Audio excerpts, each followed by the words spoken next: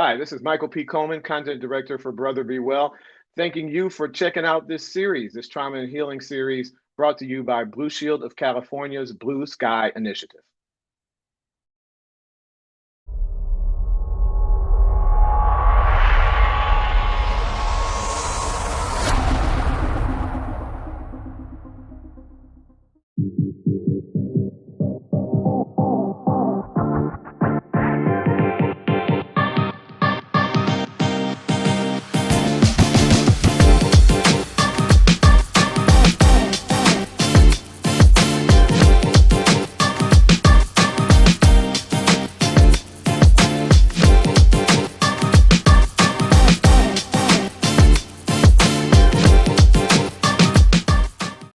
I'm curious about how triggers are formed. I looked this up a little bit and I couldn't find any compelling uh, uh, finite detail or data rather on how triggers are formed. Are you aware of how triggers are formed in the brain? How's that happen? Yeah, Michael. So triggers, um, it's multifaceted in terms of how they're formed. So you have these automatic thoughts that occur, right? You have an event, you have a negative event or experience, and then that experience thus is really attached onto a feeling or an emotion. Then that feeling or emotion is attached onto a physical response, and then the cycle continues, and then you can have a trigger. So it's basically when our brain develops a traumatic response, the feeling or thought after really associated to that negative experience, to an external or internal event. And I don't want to get too far in the weeds or technical, but I'll try my best not to, just in terms of the brain, right? So triggers are activated, when a negative event occurs and that communication in the brain is going on. Those synapses, those nerves firing in our brain, and it engages the emotional brain faster and easier in terms of more strongly than it does the analytical brain. So we have two parts, right? We have that frontal lobe that's our executive functioning, helps us think and make decisions. So basically, that information is going a little fast, and we don't. Our brain doesn't have opportunity to really register and digest and analyze that information. So triggers really remain dormant in that part of the brain where the communication gets stuck in that prefrontal cortex, the part where the executive functioning and decision making happens. So basically, that's a visual, if you may, in terms of how that communication works in the brain. So it goes actually, Michael. It goes back to our EMDR podcast on why EMDR is so effective. With trauma, trauma patients in the brain. I gave that brain versus computer analogy. EMDR really helps the brain to reprocess, and the analogy is good because people can relate to it.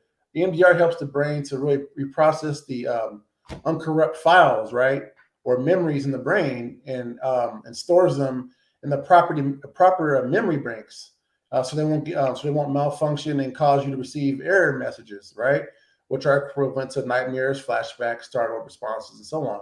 That's where they come from because they're not registered in the brain correctly, so they're popping out of nowhere. Your brain doesn't know what to do with them. So, just to use a real life situation now, our brain processes thousands of thoughts in a day, and we must do a good job of taking care of our thoughts and feelings. And that's why it's really important to really be mindful and what we're thinking about, what we're watching and seeing. I really appreciate, and we're going to get it being mindful in just one second, Christian. But you mentioned that EMDR video we did, EMDR, eye movement desensitization and reprocessing. I think, did I get that right? That's You what got it. EMD. That's Thank you, sir. That's what EMDR is. And if you want to learn more about that, go to brotherbewell.com. That's another great conversation. And I won't bore you. You can listen in on, and watch that one. But my own journey with EMDR was absolutely transformative in my healing from trauma and ACEs exposure. So check that out if you like. Let's take a look at trigger warnings. That's a topic that came up in a meeting just earlier today, Christian. And from what I've learned, the jury's out. We've all seen them. We've been watching broadcast news, for instance, and I'm glad to see them because, frankly, I'm old enough to remember when they didn't air any at all. So you'd be watching, a sitcom, and then you go into your evening news, and the first story was a very traumatic story, and they just let's roll the video, and then you go 11 o'clock at night, and you're watching this. So I'm glad they're doing them. But from what I've learned, the jury's kind of out about whether just how helpful they are, I should say. So, Kristen, can you tell us what trigger warnings are, and then chime in if you would on whether or not you think they're helpful or not? Yeah, so I mean, trigger warnings could look several different ways, right? They could be the traditional way you're referring to with the news, how they you put up a banner and it's in red and it's saying warning, sensitive information coming. It could be very casual and very nonchalant, someone talking in a conversational form saying, "Hey, just let everyone know some of this information, maybe sensitive information, so that's what a trigger warning could be. It could be audio, it could be visual, they can come through on a podcast, things of that sort. But really, for some, they may be triggering. As I said before, is that trauma is people experience trauma in different ways. No two traumas are the same. So for one person, it may be traumatic. Another person, it may be therapeutic. And I really think it depends on the severity of the topic. So if you're talking about something that's really severe and really graphic, then more than likely it will be helpful to do that. We must remember that we have to have we may what may be a coping mechanism for me may be devastating for the other person. Really profound, Kristen. And I appreciate you talking about the different formats of those trigger warnings too. You're right; they can be audio or visual. I happen to like the softer approach. If a news anchor is saying, you may want to be cautious, this next piece of video might be disturbing to some people. I remember watching one where all the anchor said was, if you've got children in the room, you may want to ask your small children to leave the room. And my children were adults, but that was kind of triggering for me. What could be so extreme that I'm going to ask my kids to leave? And frankly, if my kids need to leave, maybe I don't need to watch this. So I remember thinking, and then sure enough, that graphic was. In fact, I wound up sending a tweet or email or something to a news station saying, I think you should have stopped that tape 5 seconds before. I don't know that someone who has been traumatized were the only people that would be affected by seeing that video. So I think we've got to be careful. I love what you said about depending on the severity of the trauma and what the information coming forward is going to be might dictate whether or not you use a trigger warning or not. Absolutely. Let's talk about as we get ready to wrap up. We're going to be not necessarily inundated, but we're going to be faced with triggers, right? Those are going to come our way. So I'm curious from you as a marriage and family therapist, how do we protect ourselves from reliving the past traumatic experiences? Or can we, or even more profoundly, should we even try to do that? Is that helpful to try to lean away from it altogether? And can you tell us how can we best brace for the triggers that we know are going to come our way? Yeah, Michael. Well, we're basically stewards of our own brain, right? And we only get one brain.